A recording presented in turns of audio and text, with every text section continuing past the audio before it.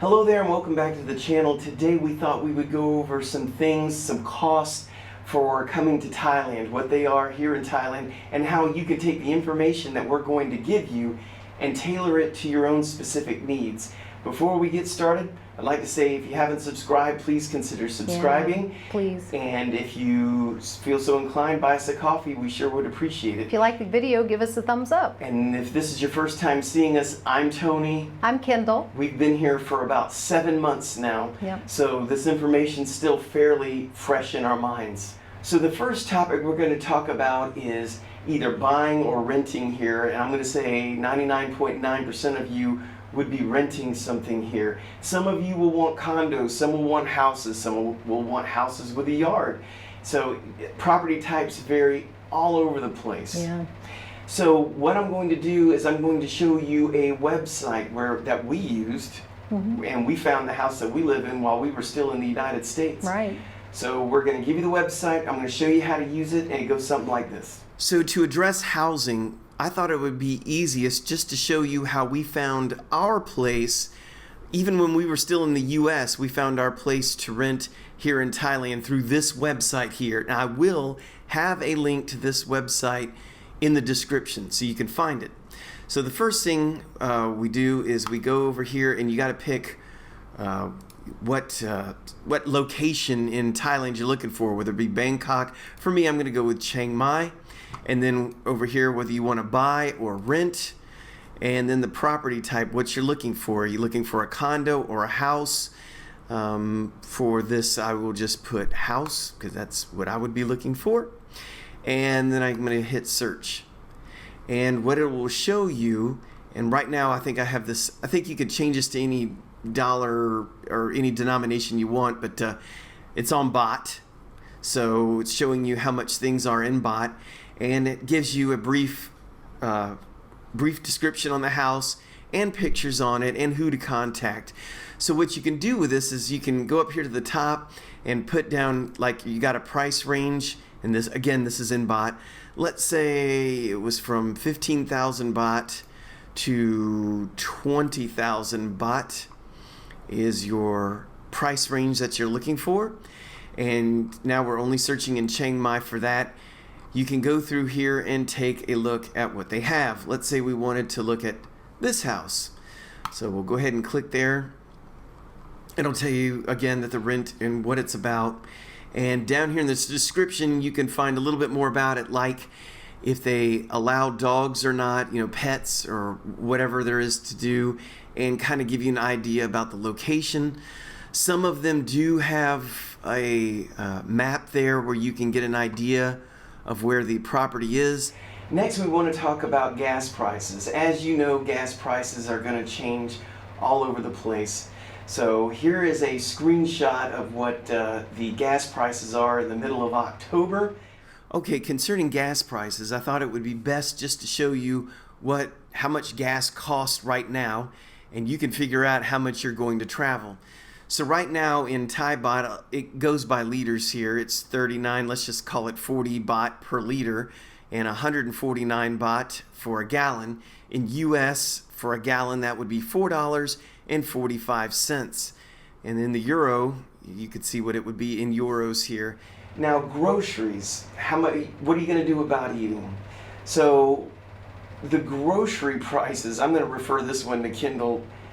We can only compare it to what we're used to spending in the U.S. How would you compare it? Yeah, I think we spend usually around $60 US when we go grocery stores, between 60 to 70, but that includes groceries, our cleaning supplies, kind of like in the U.S. if you're used to going to Walmart and you're getting everything, groceries and vacuum cleaners, they have pretty much everything. So I would say that's pretty much our budget, which is about half the price of what we paid in the U.S. So, and that's by buying a lot of Thai products.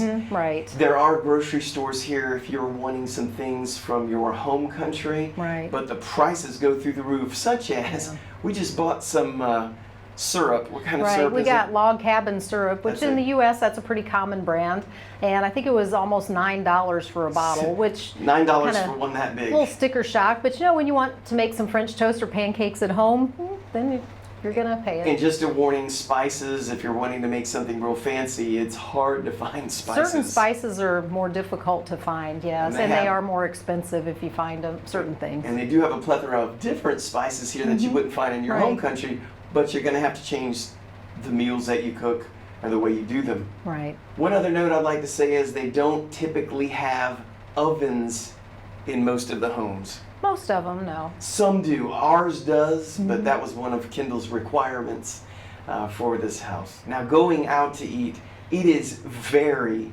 cheap to go out to eat. Depending on where you go. If you eat, let's say, at a food vendor on the side of the road or in a small village, that's the cheapest. Stop me if I'm wrong, but it's usually about $4 for both of us combined or with less. drinks. Right. With drinks.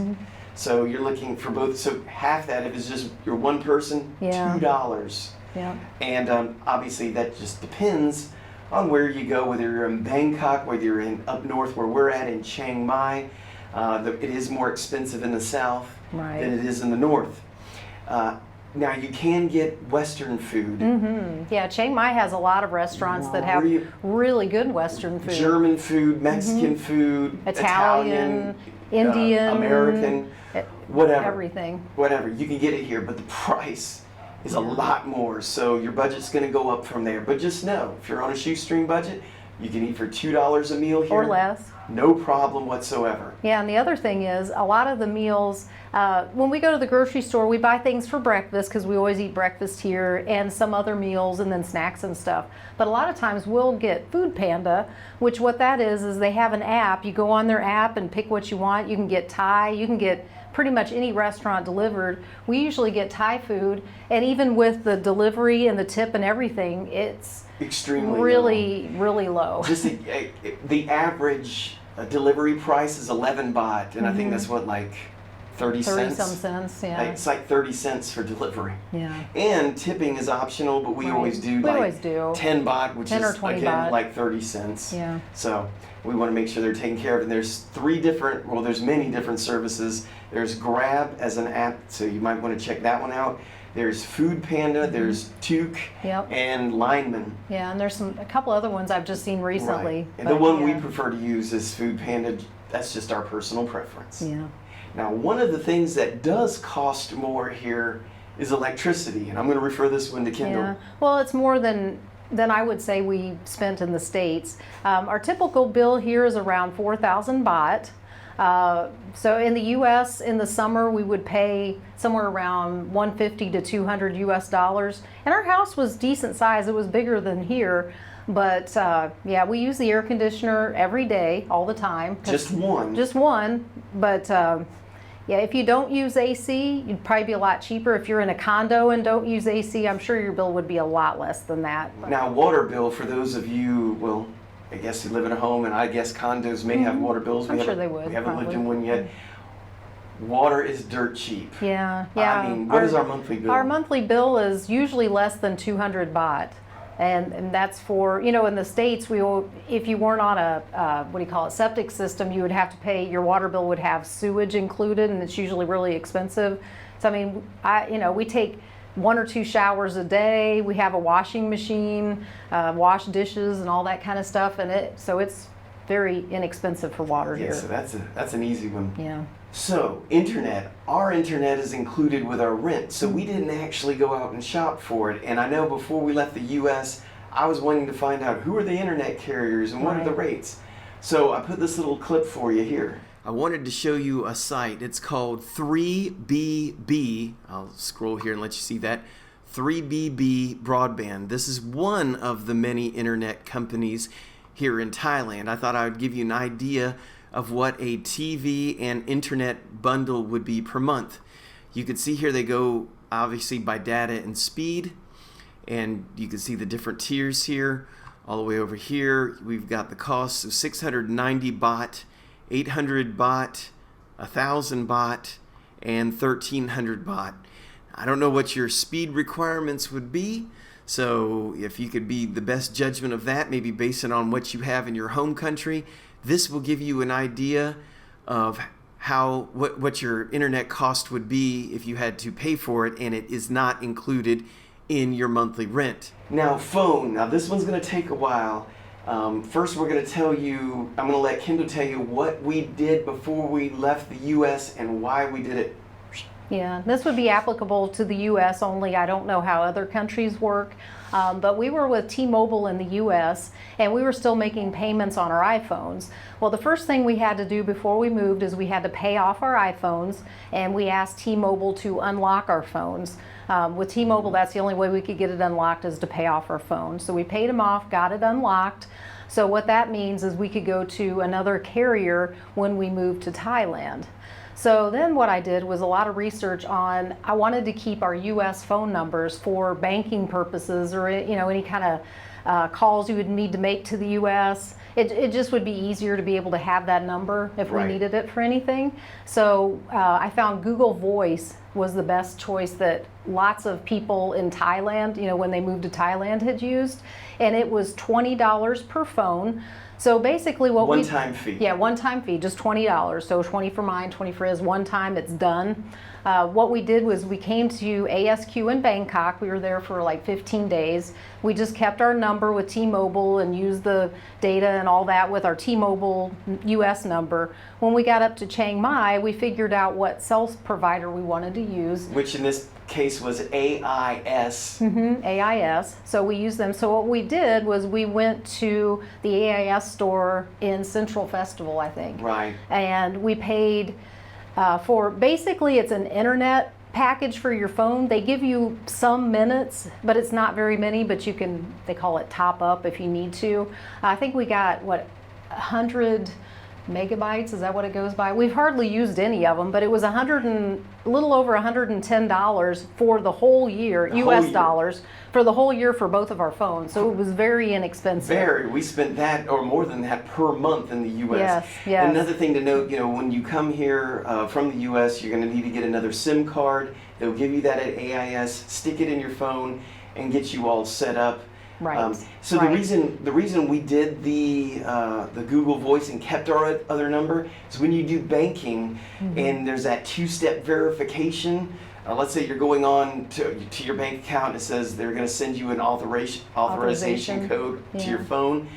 They send it to your telephone number in your home country. It gets routed to your phone, works flawlessly. And the one thing I was going to say about Google Voice, so we kept our US number going. We hadn't done the Google Voice thing. We went to AIS, got the number switched over. After that is when I ported the numbers. I was scared. I was a little nervous. I didn't think it was going to work. At first it didn't, but then it did for both of our phones. So, and the nice thing with Google Voice too is you can go on your computer and you can actually call people through it. You can't do it through your phone app, but you can through the computer. So it's case in point, you need to call your bank because something's wrong with your account.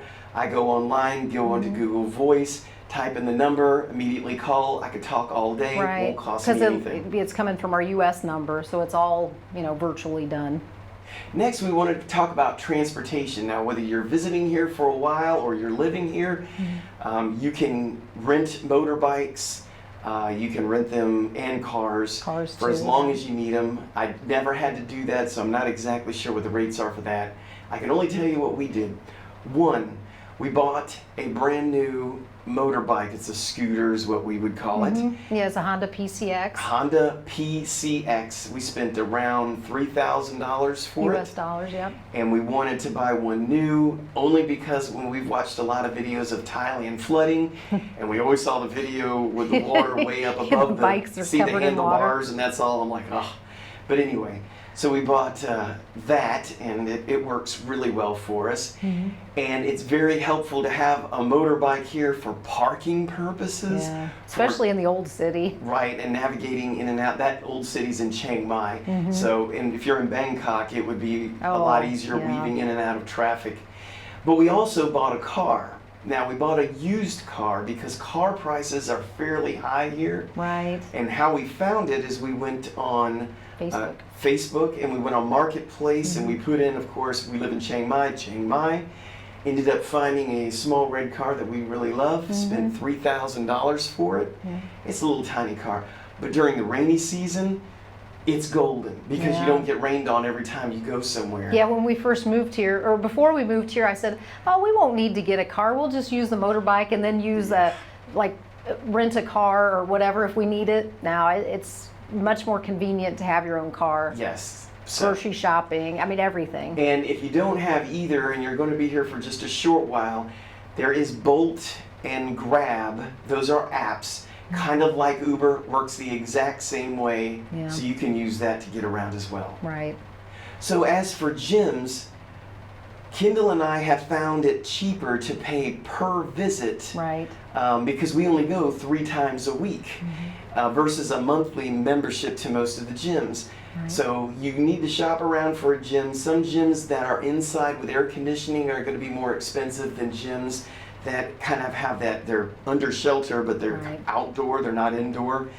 And that's the kind of gym we go to at the moment.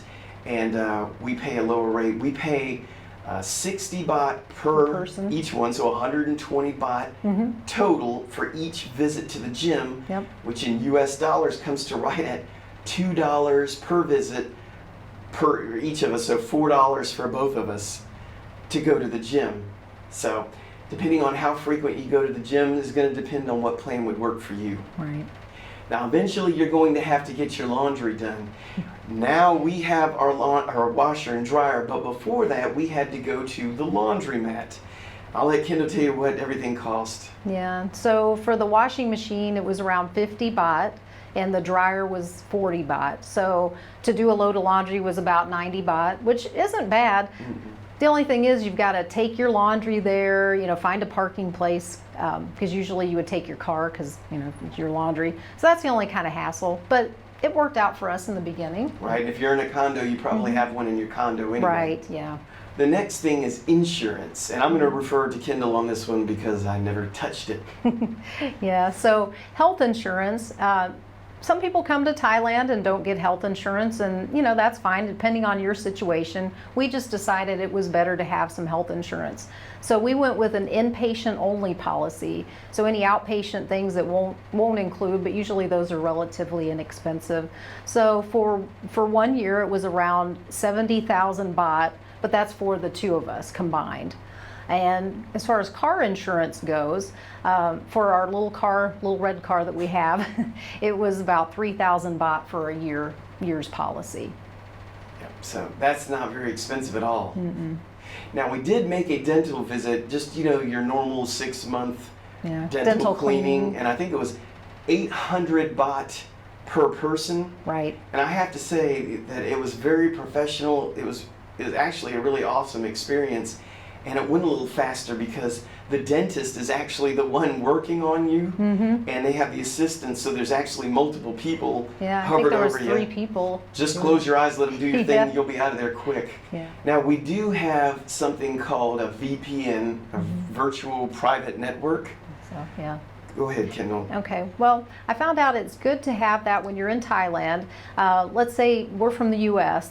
Maybe there's something that I want to access that's U.S. only. So what you do is if you use your VPN, you can use servers in the U.S. So you can choose the location of your server. You could choose Thailand, U.S., and many other places. We use NordVPN, and I think for 2 years it was maybe $100 or so. It was very inexpensive.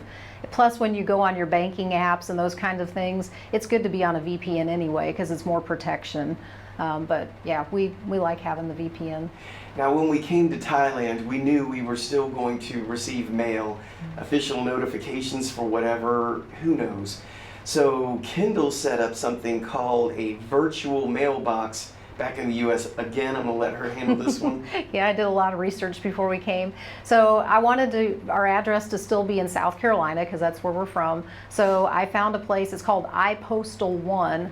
I think it was like $100 per year, and your mail gets delivered to them to a PO box basically, but it's through this place. And what they do is any piece of mail that comes in, they scan it, they take a picture of it, and then you get it on your phone and you can look at it and you say, okay, I want you to open that, and then they'll scan the inside of it.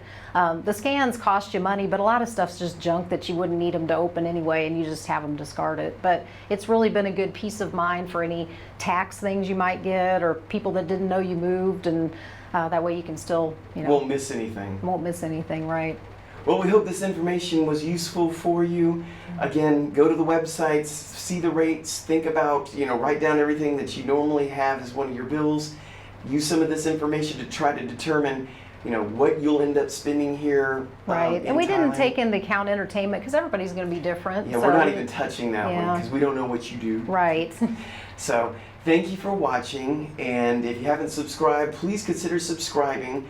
We've got all kinds of information, fun things to do, see, real estate, you name it, in Thailand for you to see.